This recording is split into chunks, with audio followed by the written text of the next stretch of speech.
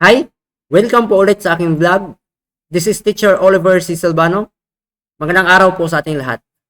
For today's video, we are going to create a tutorial on managing examination or quiz with the following content: creating new quiz, opening an existing quiz, saving current quiz as PDF, previewing current quiz, and lastly, quiz settings configurations with the system project digital quiz essentials. Okay, so to start with, we're going to open our application, the project digital quiz essentials, and then dito pa rin po tayo sa quiz maker. Okay, so ito po, i-demo ko po ito sa inyo ng pa-isa-isa and then pasunod-sunod. Okay, in sequence po.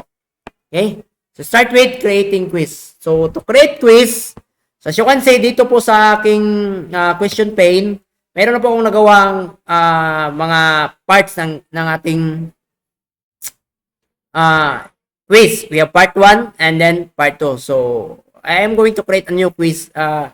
Kumbaga, hindi ko na sila gagamitin, then I will just click on this button, create new quiz. Then, after clicking, it will ask for you these questions. Creating quiz on progress. Do you want to save this quiz?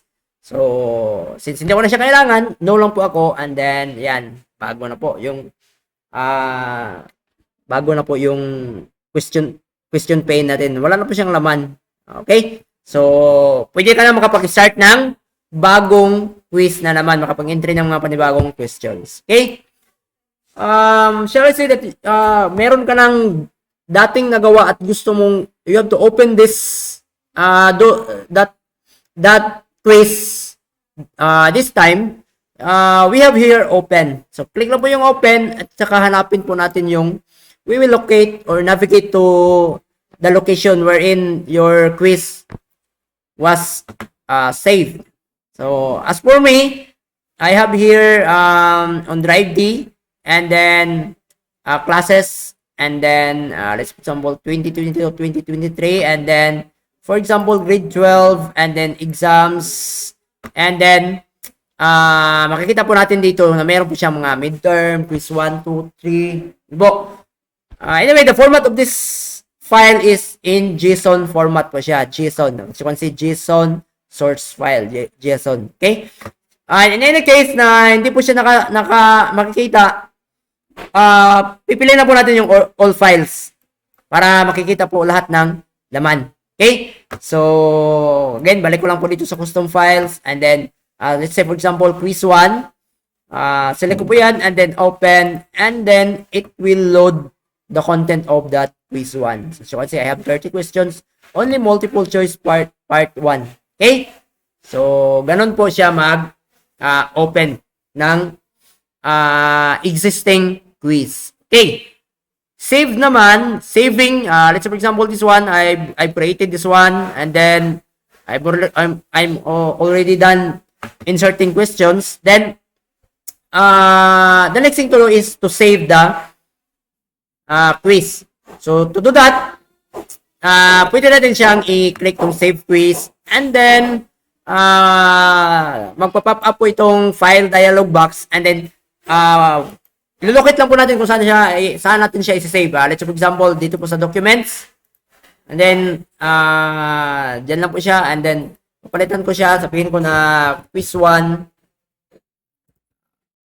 say, CSS 11, dash quiz quarter 1. This is only for identification, the file name. And then,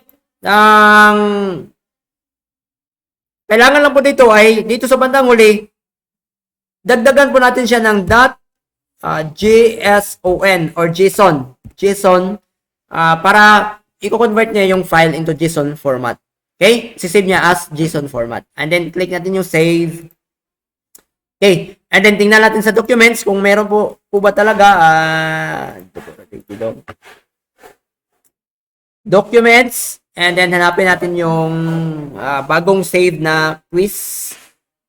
Example, ito na yun. Hindi yan. documents. Hanap mo na, hanap. Sana yun? Ito pala. CSS. So kasi meron na ditong JSON format na file na CSS1 quarter 1 quarter 4 quiz 1. Quarter quiz 1. Okay? So balik po ako sa system. So ganun, nakasave na po yun. Yung file na yun, gagamitin natin yun para i-upload natin sa server para ma-browse nila yung system. Yung quiz. Okay? So, yun po yung pagsisave. Ito namang save as PDF. Isisave po niya as PDF format yung yung current quiz na nandito sa ating question pane. Okay? So, let's say for example, pindutin po natin tong save as PDF. Ito po yung lalabas. And then pop up to another file dialog box. Sabihin natin na this is CSS 11 quarter 4 dash quiz 1. Quiz 1. And then lalagyan din natin siya ng .pdf para alam ng system na ito ay PDF file. Okay? And then click on save.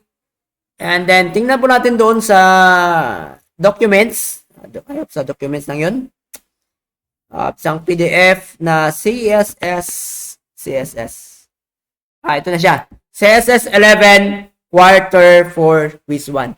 If we are going to open this one by double clicking or right click and then open, hitting the command right click and then open, and then it will launch ito pala, yung default PDF viewer ng aking system ay, ng aking computer ay Microsoft Edge. So kaya nakikita po siya dito. Ito na po yung laman ng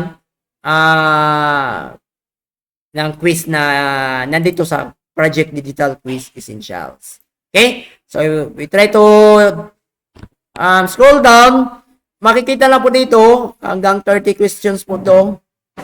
Okay? And then meron ng answer key sa ibaba. Okay, dito na yung answer key natin. Okay? So, magagamit po ito kapag magkakandak po kayo ng paper exam. No? Hindi paperless yung examination natin. Halimbawa, kulang ng gadget yung student, then pwede kang mag-print dito at saka ibigay mo yung questionnaire doon sa students. Okay?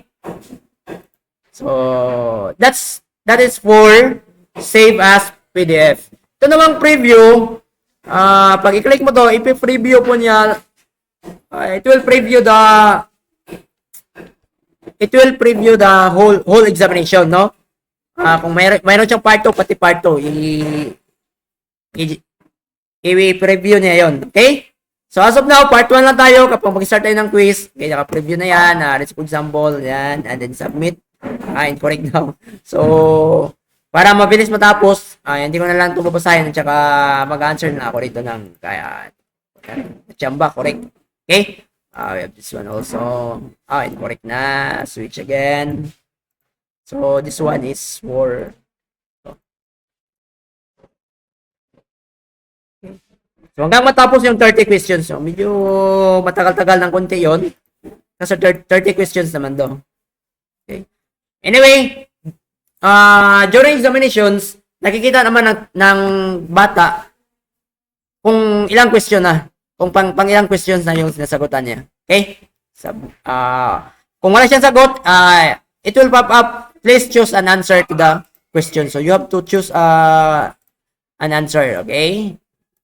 Sa bullet 1. Yun, nakachamba na, naging 3 na. Sa bullet 1 man. Okay. Router. Incorrect pa rin. Crimping tool. Okay. And that's it. Total of 15 items lang, di ba? Bakit? Anong nangyari? Bakit 15 items lang? So, check muna natin yung, check muna natin yung settings. Settings niya. Tingnan natin dito. Settings. Select random questions. Naka-randomize po siya. 15 lang out of 30. So, nagpo-pull up lang siya ng 15 questions out of 30. Nagra-randomize lang po siya dyan. So, kung gusto nyo kasama yung 30, and therefore, we should change 15 into 30. So, meaning, lahat ng questions, i-randomize niya, and then, ipapalabas niya doon sa, ipapatake niya doon sa students natin. Okay. Yun po yung preview. Now, for the settings, ito po yung settings. Settings ng examination natin. Halimbawa, nakalagay dito, passing percentage. What is our passing percentage? By default na 75 po yan. So, halimbawa, para hindi masasaktan masyado yung student natin pag makakuha ng medyo mababa, pwede natin yung palitan ito 15%. So, kung ilan yung gusto nyo. And then, dito naman sa side na ito, this is where you choose whether you will give time limit on your examination, no? So by default, do not limit time. Okay, ibig sabihin yun, walang timer. So free lang si student na kung kailan niya tapusin yung examination. Okay. We have also limit time by questions. Ito na po yung ginagawa natin siya ng time limit dito. For example, 40 seconds yan. Pagdating dito sa settings, limit time by questions ang gagamitin natin. Okay?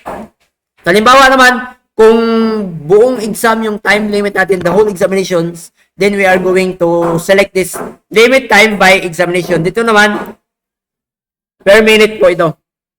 Okay, let's for example, 40. That's the duration of our time will be time limit will be 40 minutes. Hindi po siya 40 seconds kasi whole examinations po siya. And then for the result, update score if yes, yung estudyante malalaman niya kung ano na yung score niya. Ilan na yung score niya. So yun sa update score. Pag no naman, so wala po, hindi niya alam kung ilan na yung score niya. Okay? And then, balik ko lang sa yes ha. And then, itong enable quiz review, kapag nakano, at the end of the examination, wala, hindi niya makikita kung saan po yung mali niya. At ano po yung tamang sagot. Okay? But, if you are going to choose yes, at the end of the examination, the students can review. Saan ba siya nagkamali? Ano ba yung tamang sagot? So, mari-review niya yung examinations. Magandang feature po ito ng system na yung student pwede makapag-review. Kasi mas maganda kasi po nakakita and then engaging yung review niya. Okay? So, I think that's all. And I hope you also learn with this tutorial. And that's it. God bless po.